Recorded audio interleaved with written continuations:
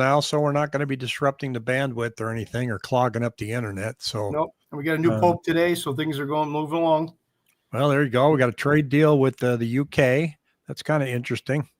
Enjoyed kind of listening to that a little bit this morning. But the one thing that we haven't solved is the mass confusion and hesitancy that everybody has out there. And I'm going to share some of the numbers today that I saw this week. One of them really surprised me. And, surprise is good and it can be bad. And it all depends on your perspective. But the Cromford report came out with some opinion on the numbers today, Tina Tambour. And now we got to have her on the show, don't we? It'd be nice. Yeah. Didn't we have her on the show a couple of years ago? A long time ago. Yeah. Yeah. We got to bring her back. So here's what she says. Now I haven't put the ticker up down there yet. I'm going to do that momentarily, but they said for sellers, the news is mixed. The first new trend is that supply did not grow over last week. Surprise, surprise, huh? Because we track the 7-day moving average here. And I said, nah, it's not growing. In fact, it's slightly down with fewer new listings than we've seen for some time. Followed up with, we counted 9,857 new listings added over the past 4 weeks. Since January, we'd been seeing well over 10,000 per 4-week period. So it's down a little bit as far as, new listings. And he goes, this will come as relief for sellers who've been faced with increasing competition for a long time and are in need of a break. The second trend is not so welcome. Demand has started to decline, and I'm going to show you momentarily. It's been a pretty low ebb for a couple of years now, but the first 4 months of 2025 showed occasional sparks of life. There was a little bit of optimism out there that has gone away. Now we're seeing the week 18 count of listings under contract fall to a level that's lower than any year since 2000. Isn't that something? With the exception of the simply awful years of 2007 and 2008. So hello from Northern California. Thanks for joining us. So I thought that was, wow, that was interesting. Now, last week, one of our loyal viewers, Bebop, she asked the question, why don't I think we're going to hit 30,000 listings over the summer? And I'm going to play that clip back here and then go back because now I'm kind of on the fence about that, Pat. I'm going to show you why in a moment. Let me put this up here. There's see, we look so much younger then because that was a week ago. Yeah. So I'm going to mute my mic so we don't get some of that kind of market you've got. I mean, let's just face it, the low hanging fruit, is gone. It's just the process is definitely more work. You've got more inventory, you get more choices, which I mean, from a buyer standpoint, and you get, like we talked about the last several podcasts or last shows. I mean, it's certainly that market back in the days of you got to write a contract in the driveway. Those days are gone, which is good. Thank God. Yeah. Yeah. Renee, it's Bebop's asking why I don't think we'll hit 30,000. We might. Yeah. But it will be outside the norm. In other words, if you just look at the ticker on the bottom, okay, that's going to make this new listing graph hit right about here next week when it updates on Monday. Okay, so it's going to come down a little bit. Seasonally, it will stay flat if we're following things seasonally. And if we don't, then that will be out of the ordinary. And that makes me say, I'm not confident we're going to hit 30,000, but I'm not ruling it out. So I said, we may hit it, but it would be outside of the norm, right? So, because the norm is, it's summertime, we tend to go down. Now I showed you on that dot there where I thought it was going to be, and I pull up there, and this is what happened. We did. If you look at this chart, we did come down. Now, I'm on the fence about where next week is going to be. And Rick here is saying, when is spring selling season considered over? We got about another 3 weeks, and that party is done. I say when the temperature hits 110. Yeah, we're going to hit 101 Saturday or tomorrow. Yeah, next day or so, yeah. Yeah, I but say then it's 100. going to go back down to the high 80s again. So Yeah. this is a weird. I'll take it. Okay, here's something interesting here, and I'm going to show you. I had the ticker down the bottom. I'm going to show you this, but remember how the yellow lines are the number of new contracts, and the black line is the number of, or the number of new listings is yellow, number of contracts is the black line. And I was illustrating that we're hanging around 3,000, and you can see that that black line came down when I pulled up the number today. It came down dramatically, and the new listings spiked up because at the beginning of the month we had, the expired listings on there, and after a while, after 1 week, those drop off. So it dropped off, and that's why we had this spike in new listings. And I'll explain the math behind it in a moment. But I was a little stunned that we got down to 2,800 new contracts, all of a sudden, and that because that's really a huge drop off considered the 3,100 that we were seeing. Now, this a little bit, when I look at new contracts or new listings, people say, well, why is it different than what the Cromford report shows? I take new contracts and then I add to it back on market. Those are the homes that went on, right? They're now for sale. On the MLS, you can see them. Yeah. But I also subtract the ones where the people say, I give up, my contract's canceled, I'm out, or it's expired. I take those off. So I'm operating on a net number when I show you that new contracts. So it's a little bit different than what the Cromford folks are saying, but it's making me now see when you've got that huge gap that I showed there that says, you know what, that number of new listings, it may stay a little flat when we get that new number updated on Monday, but it might not. We might go right back up to the trend of where we were. And Terry here is back telling me he's putting on his crash helmet. Terry, you've been wearing that for several months, so I hope it fits. I want to see what it looks like. Yeah, we don't. You got a crash helmet? We want proof. Send a picture to Rick at rickhelps.com and we'll let everybody know what your crash helmet looks like. You know what, Pat? He's going to do that. I'm looking I know for he will.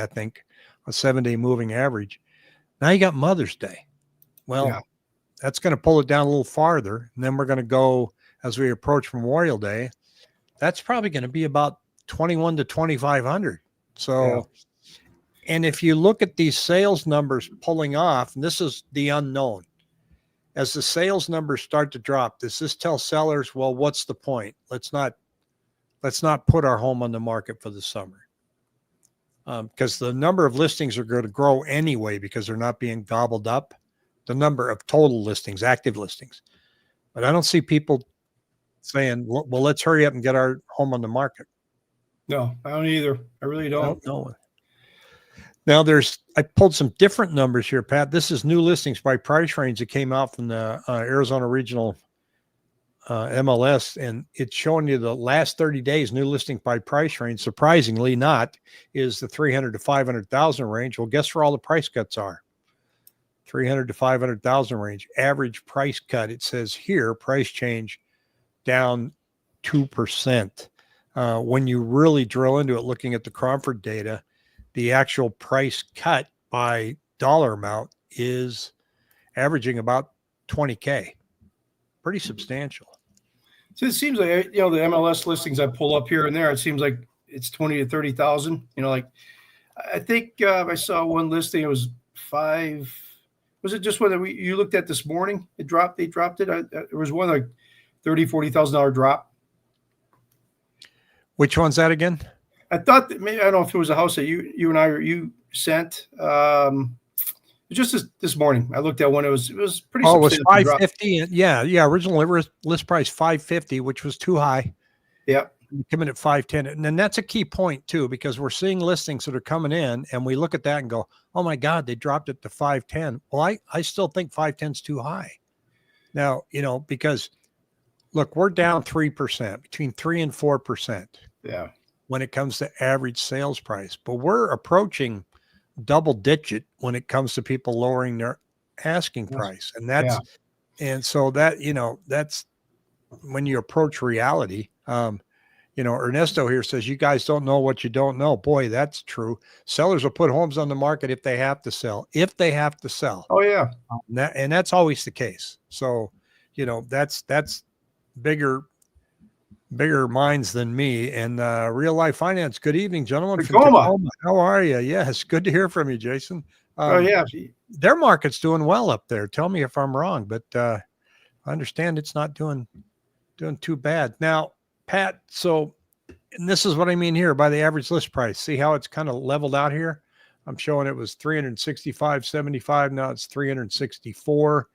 If I pull out the handy dandy magnifying glass here, you can see that it's kind of flattened out, but still trending a little bit lower. So what year's that purple line? What's the purple line? The purple line is last year. Okay.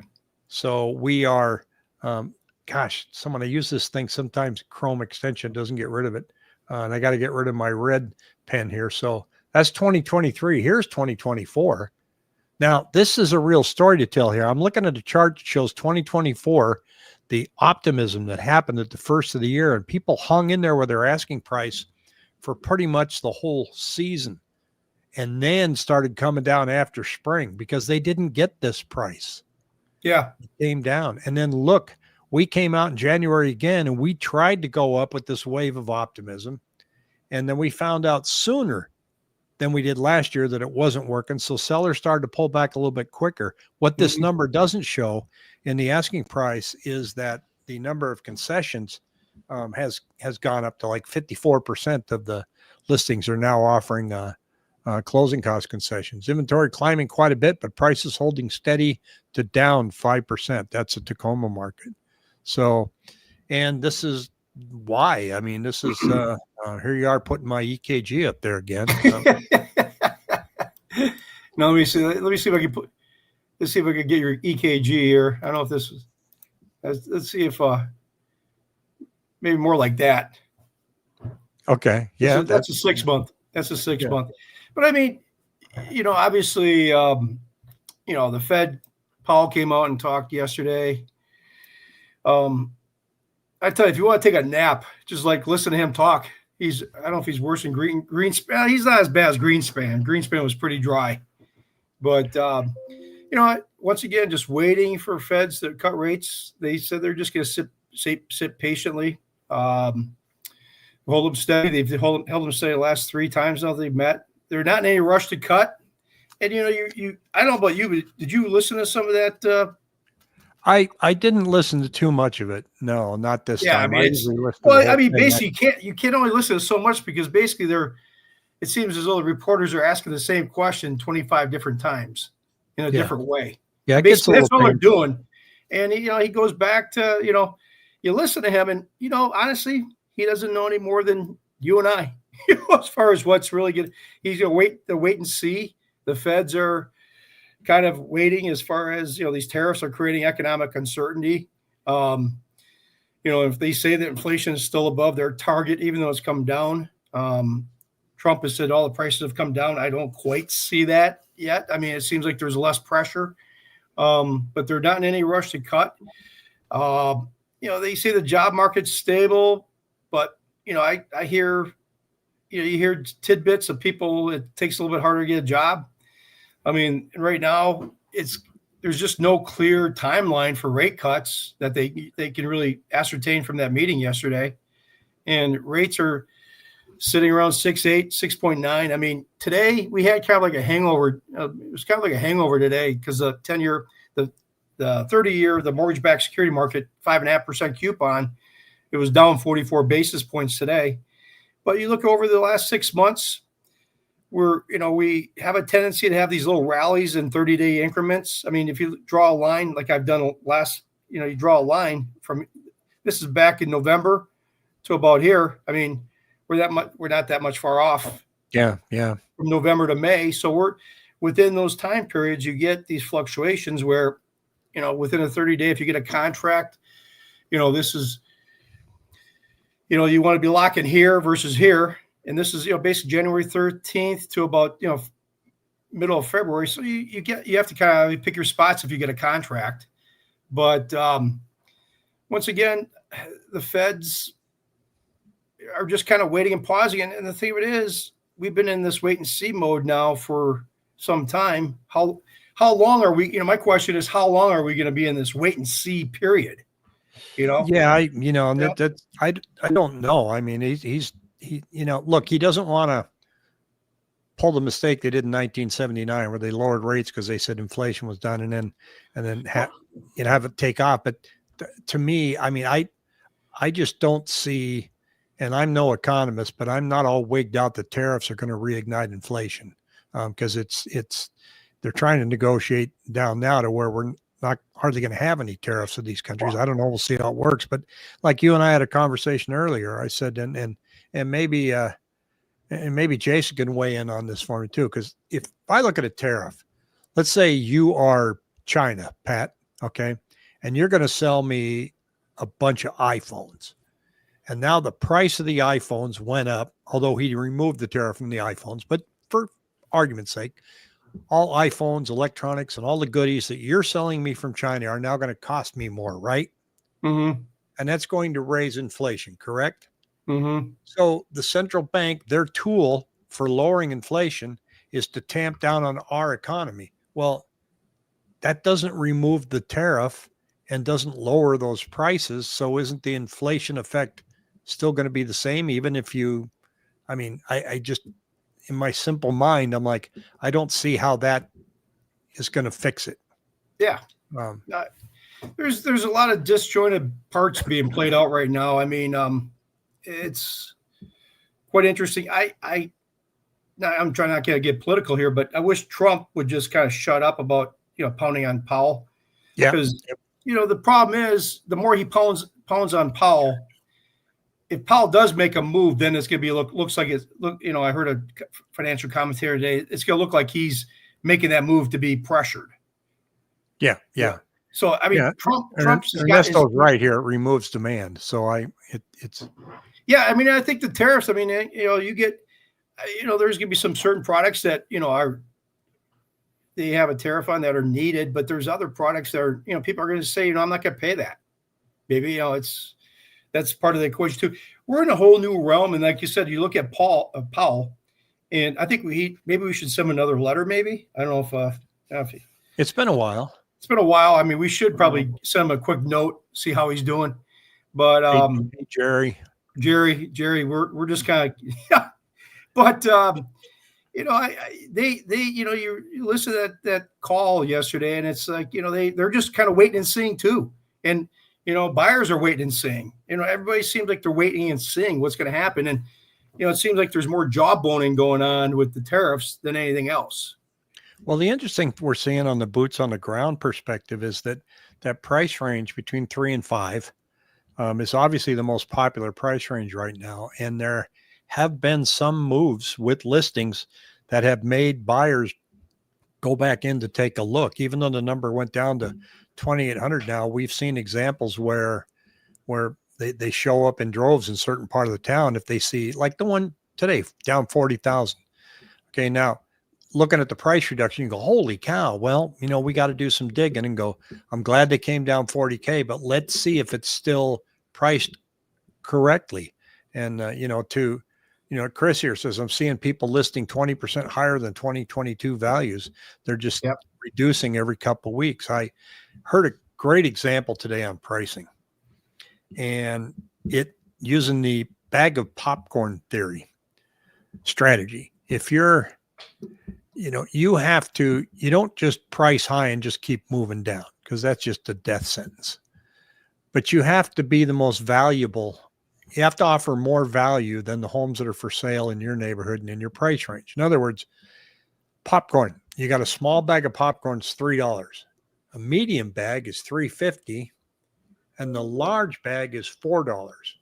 Now it's $1 more than the small bag, but it's only 50 cents higher than the medium bag. So the medium bag has no value at all. Yep. But the large bag does. So when you're pricing your house, are you offering more value? Because you look at comps, and that is the medium bag of popcorn. The comps in your house, they comped out at 5.10. Okay. Well, if that's the average, you want to offer value right out of the gate. Yeah. If you offer tremendous value, you get a lot of attention. You might end up at 5.10. Well, that's where a good agent will come in. That's where a good agent will come in, and be worth their gold, as far as like, hey, this is where we should be at.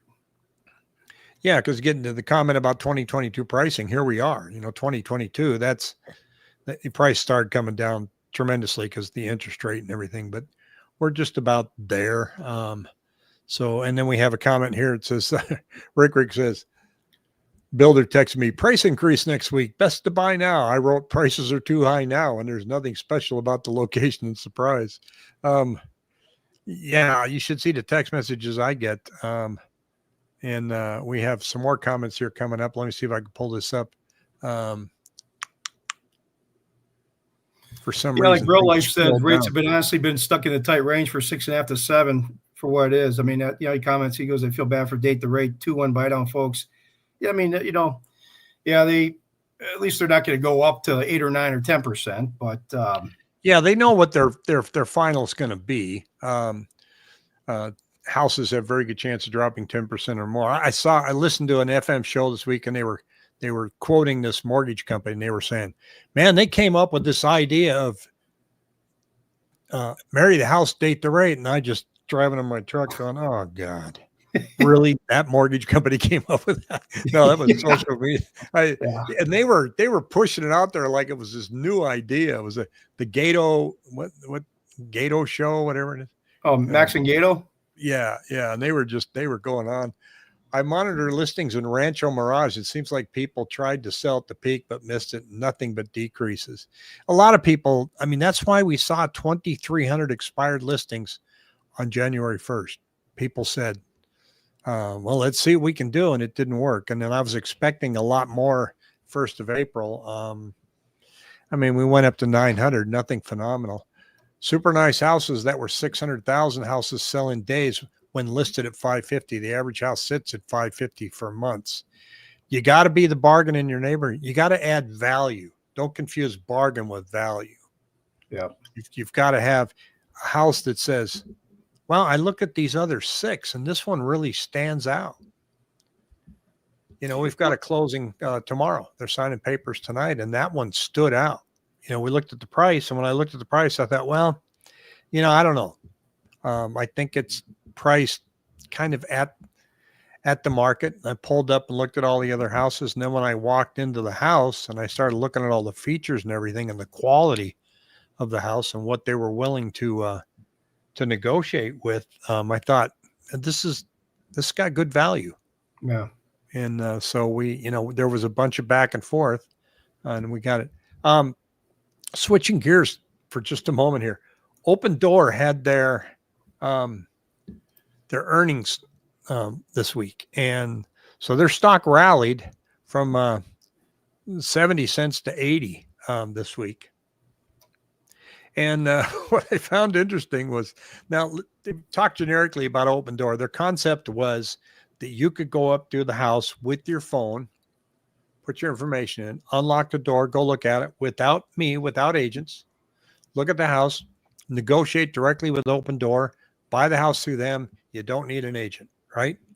And you could list your house without an agent, and away you go. And Open Door was going to revolutionize the real estate industry. Now that they're having struggles, this part kind of cracks me So much up. for the revolution. What's that? So much for the revolution. Yes. Well, they're going full circle now, Pat. Now people aren't going to be able to read this, but I'm just going to read what it says today. It says, I think it's let's see, come back for those willing to stay. They're talking about real estate agents, and there are customer types that we believe will benefit from having the additional agent relationship and advice. And we're going to be able to, I think, over time, figure out how we direct customers in the most optimal way. So here's what they're saying. They're saying there are some listing agents that are really good in the 50 markets that we're at. So these homes where people submit an inquiry about the value of their home, but they didn't take any action on them, they're going to give it to those real estate agents that are participating with Open Door, and they will give them a call and talk to them about listing with Open Door. So, so now you need us. Yeah, yeah. I just thought that was kind of funny. We got Chris here says, everything's perception. People pay more for the same house in Scottsdale versus Mesa. It's a mindset. Rates are crazy low. Percentage the home was worth double. Times have changed. They have. We're getting more. We're considered balanced now in the majority of the market. Definitely a buyer's market in Maricopa, Buckeye. And Ernesto said, what percentage expired listings you reckon will relist after improvements? I don't think they're going to relist after improvements. I think they let it expire and they're waiting for an economic change. Yeah. They're waiting for the supply and demand to get a little tighter.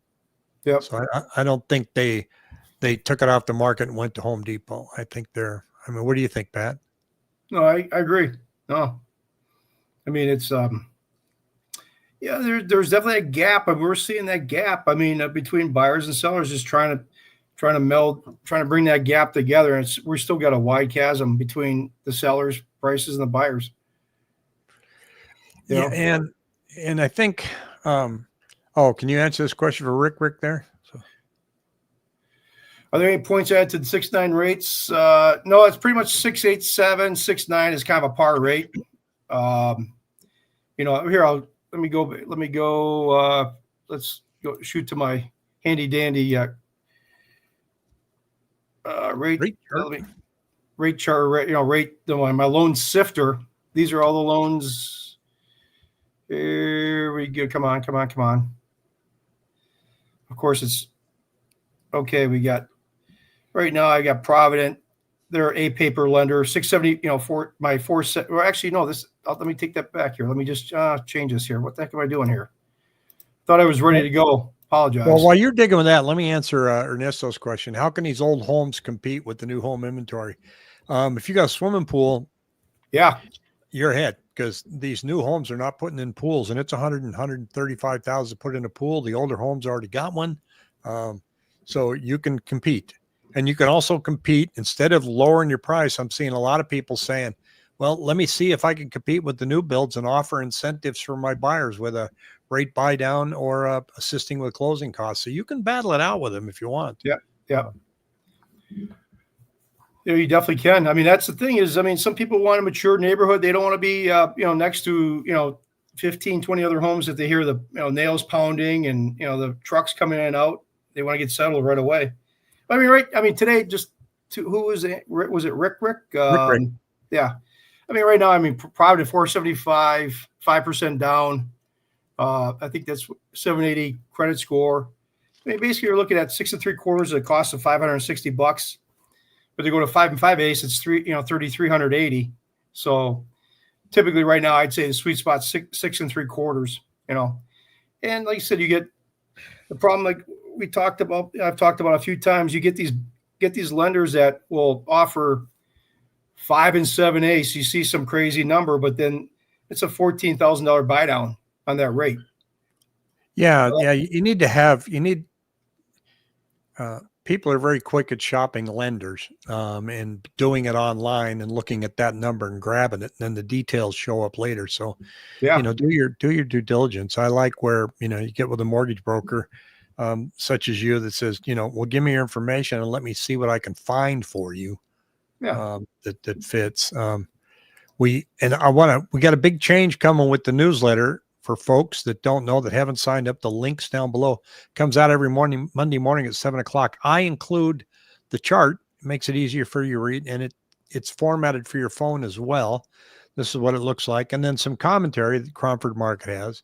I put in the mortgage rates with some mortgage news, but we added the McMortgage tidbit. This is where Pat's going to offer his opinion and some news down here. And no, Pat, I'm not adding your picture to the newsletter.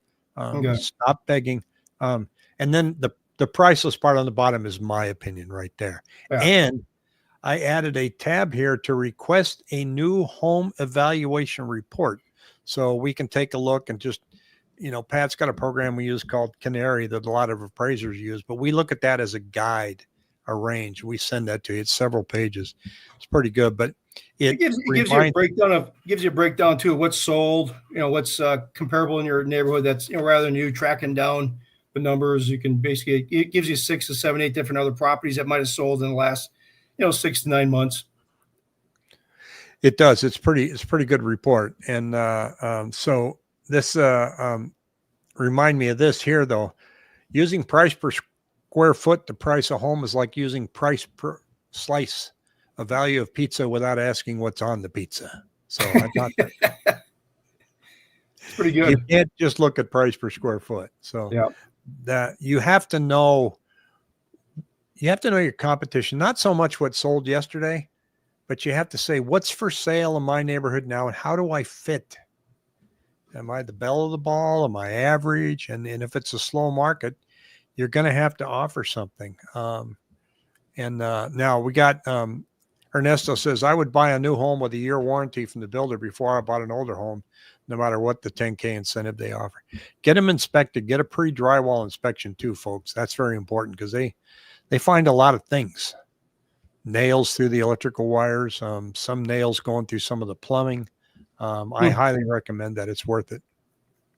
And now, did we get CPI numbers out this week? I don't think we did, right? No. When's that coming? That is, let's see here. Now you put me on the spot here. Yeah.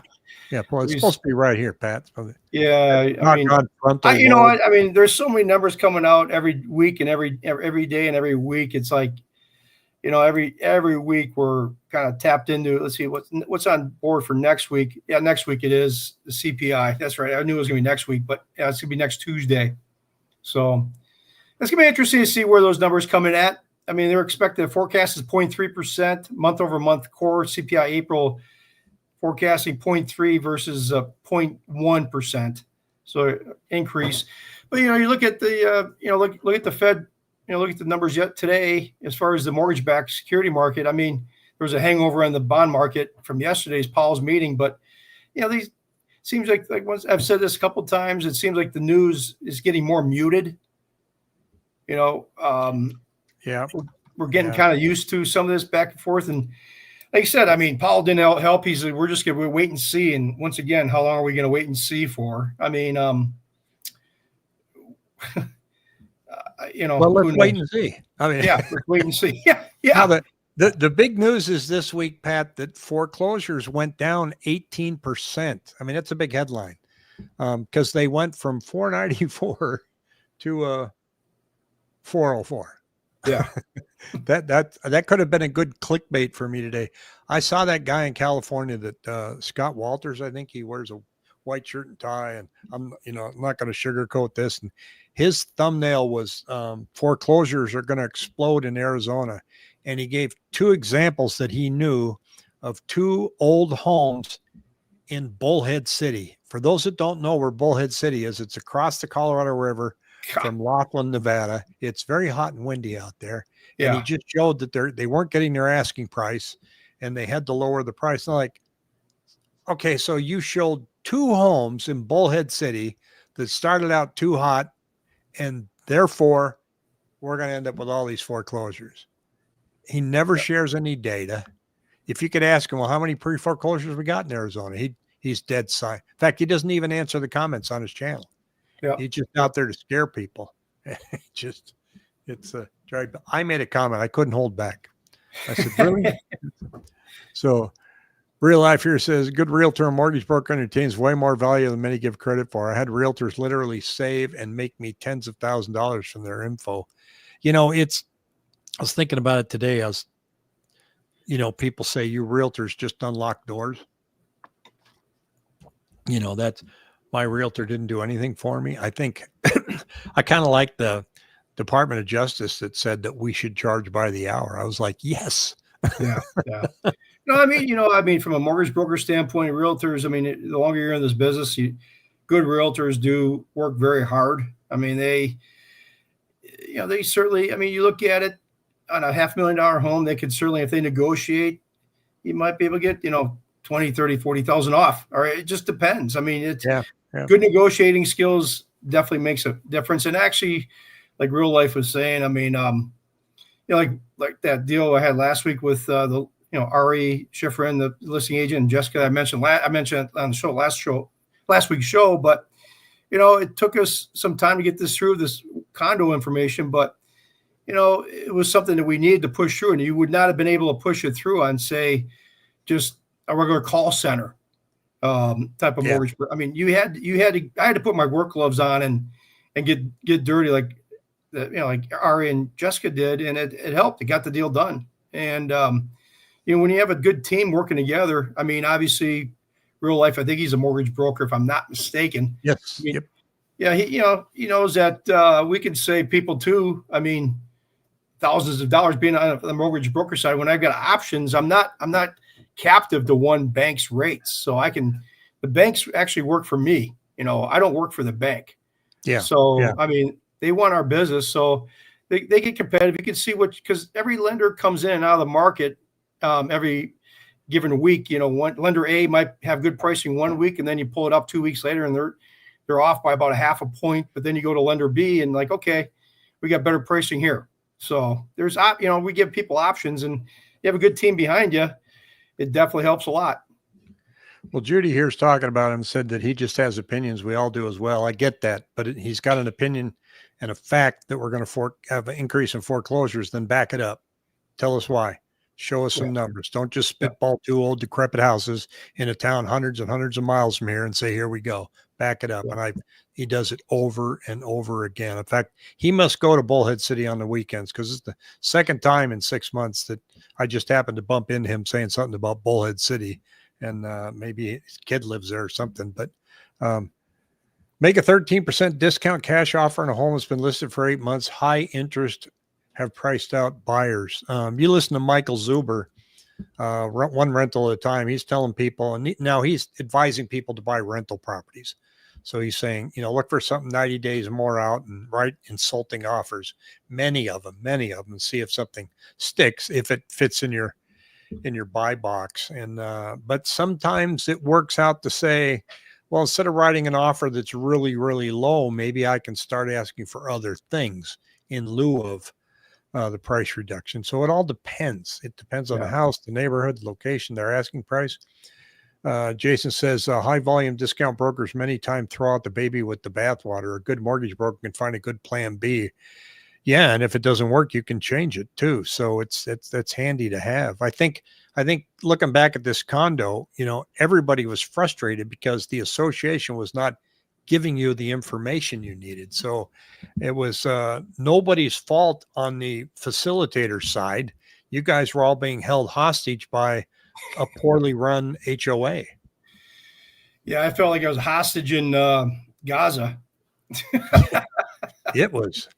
Oh man, I felt bad for you that one day. We got on the show that night and you had just found out that there was another requirement that they didn't have, and you were supposed to close the next morning. And it's just like, that's why we drink. We don't drink that much. No. Now we're talking about having a pop-up at a couple places where we're going to go and show up, and we're going to let you know in advance, hey, we're going to be here. It'll either be me and Pat and Jessica or Ruby or Jackie will let you know in advance and just say, hey, here's where we're going to be at 5:00. Show up. And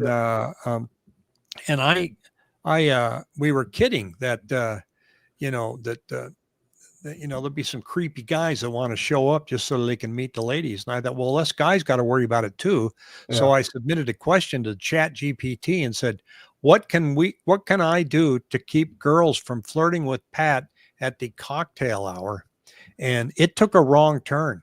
It it was answering like, well, rub his arm and let him know you're a couple. Like, no, you don't understand.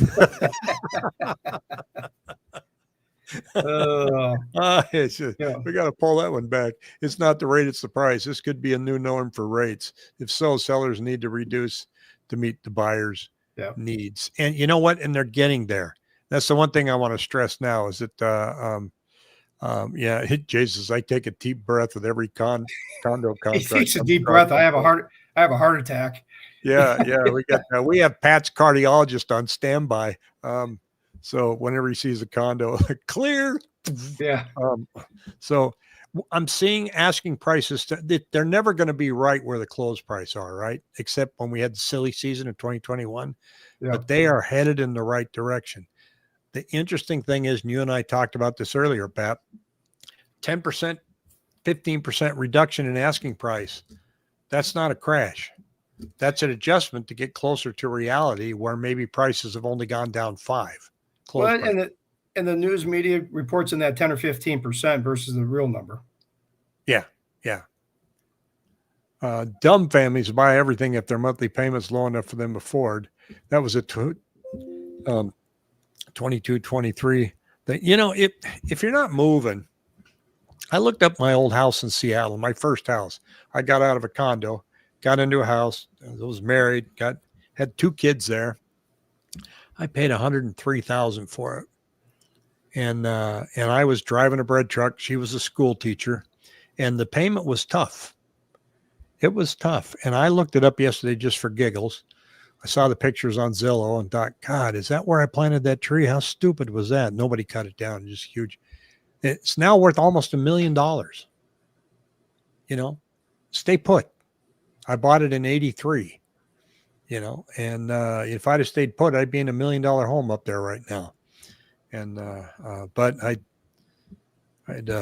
still be married. Let's not go there. Price run up fast, decline will take years to adjust. So, have everyone on your teams wear t-shirts with big words, I'm taken. So we'll do that, Jason. We got, but I think that'll be fun. So people just kind of be on, be aware.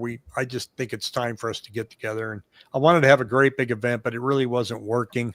I invited Dan Frio to come out from Chicago, and he was going to see if he could do it, but it just kind of got logistically hard to do that. We did it at Craft 64 in Chandler, 3 years ago, I think, Pat?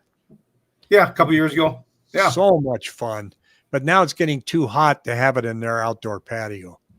And so we'll find something and we'll let everybody know. I'm thinking somewhere around, we'll go anywhere in the valley. We'll go Tempe, then Gilbert's kind of fun. Prices shoot up like a rocket, drop like a feather. Not that this is the same market. 2011 was the bottom after 2008 happened. I don't know what's going to happen. I'm just tracking it on a weekly basis, and we're looking at the trends. I will say this is going to be a very hard, slow summer for sellers. There's no doubt about it. If you're going to sell your home, make sure you know where you want to be priced. Get help with that. Your home can sell, but don't test the water, because if you're testing the market now, you'll fail. I mean, it couldn't be any more clearer. And there are buyers out there that are knocking on doors looking for some value. And if you are the value, your home will sell. There's other parts of the valley here where it's pretty tough. Well, once again, it goes back to people can test the market because they have equity. They have equity in their home. They bought a house for $300. Now it's worth $500 or $600. They're not stuck like they were in 08 where they bought it for $250 and they're underwater now. They got to sell. You couldn't afford to test the market back in 08, 09. If you had to sell, you had to sell. Yeah. I mean, you probably had to sell more than one home. Yeah. And that's why. And then there was no pool of buyers because the people that let their house go back to the bank could no longer qualify to buy a home. Yep. And you think, we talked about this earlier. I mean, all these predictions are, in the beginning of the year is like real estate market is going to be down 1 to 2% to maybe up 2 or 3 or 4%. All right. If we, slide, if we 5%, do you think if, things start sliding down 5%, are we in for a crash? I just, people have to put in perspective once again. once again, we talked about this. I've said this ad nauseum, but I'd rather be this market than, if you're looking to buy a home, than 2021 when you're up against 15 or 20 other offers. It's a much more sane market. So it's slow, but I don't know, maybe this market, people get kind of mulled into just complacency, and maybe rates do start sliding down, and all of a sudden you have a pickup. Nobody's going to know right now. I wish it was more predictable, but certainly the way the rates have been going every week, they're up 20, 30 basis points, down 20, 30 basis points. I mean, you're seeing these 30-day trends within rates, but nothing that's a sustained 6 to 12-month trend. No, it's pretty level. Now, house prices, I'd really like to see us get to sustainable affordability and see, but I don't know how long that's going to take. I mean, the debt run up, that we're in a precarious situation that could go either way. We could either have, prices come down severely, or go completely in the opposite direction because of our debt situation. And we've got to monetize the debt, and we've got to lower rates like there's no tomorrow, and things could take off. We could inflate our way out of it. I don't know.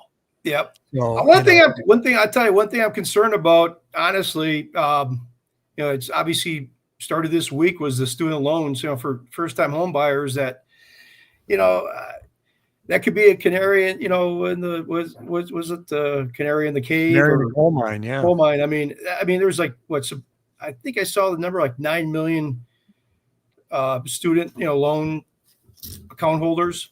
I mean, it's pretty huge. It'll have an impact, but it's going to have an impact. I mean, there's no doubt. I mean, if they're behind, if they got 90 days behind, it's going to hit their credit score. I gotta believe out of those 9 million people that there are going to be some people that are going to be affected by that. I'm waiting for the fallout the next couple of weeks to see how my the mortgage posts that I kind of follow on Facebook and whatnot. Just follow to see what kind of chitter chatter I hear on that end. So we got excuse me. Question about Wickenburg. Wonder if they'll comment.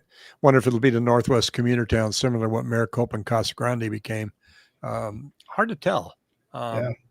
It's a sleepy area. Sleepy area. Yeah. Unfortunately, I can't look anything up there. Pat's camouflage shirt is a hint to blend the market and just you are dressed for the occasion, Pat. Yeah, I'm just blending in. The days of 2,000 average house payment are gone. I don't see new home sales can ever take off again. They average 4K. Well, look, folks, that's it for this Thursday. Hope to see everybody next week. We'll see what's going on. We're going to be talking about the CPI. I've been doing my morning live stream. I've been trying to get on about 7:15 in the morning. So a little too early for some people, but we'll see. I'm kind of hit and miss, but when news comes out, I'll be right here and let you know what's going on. So, Pat, good to see you again. Yep. And cheers there to Real Life Finance. And thank you, everybody. Thanks for everybody popping in. Appreciate the millions, questions.